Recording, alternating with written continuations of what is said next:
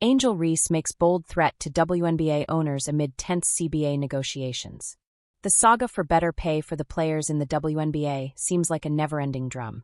For years, the women and athletes in the league have argued for the idea, while the progress has been slow, at best. This year, as a new collective bargaining agreement stands on the horizon, that conversation has turned somewhat bitter, and at times downright ugly. Still, no resolution has come for the deal so far, and the players are getting testy. Finally, what might have been an unspoken assumption has become a reality, with Angel Reese among the first to voice it. Angel Reese makes clear boundary with the WNBA. Since the last agreement in 2020, the WNBA has gone through a radical shift, becoming increasingly popular by the day the arrival of bona fide superstars like Caitlin Clark and Paige Buchers, who had everyone's attention, made the league explode overnight. With that change, the demand for better pay has come seemingly hand in hand. But the discourse took an ugly turn when there wasn't enough communication between the two sides. It grew to a fever pitch when one of the most respected players in the league and WNBA Vice President Nafisa Collier had scathing remarks about Commissioner Kathy Engelbert, outright calling her the worst leader in sports. Since then, the hope was that the two sides could come to an agreement with the new CBA. With players earning nearly 9% of the revenue, compared to nearly 50% for the NBA, the contrast between the two leagues was stark.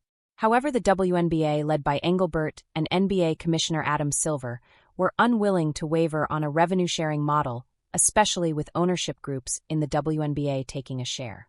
Instead, all they could promise was better absolute numbers. Unfortunately, that wasn't willing to fly with the athletes sacrificing their bodies. So far, the whispers of a lockout or strike had remained unvoiced. But another one of those transformative superstars in recent years, Reese, has now made it a public reality. The Chicago Sky superstar has had an electric start to her career and remains among the loudest voices in the league. On the topic of better pay, she had a plain threat for the WNBA. "I promise you we aren't going to play unless we get NBA money." The deadline for the league and the Players Association to finalize a deal was October 31st.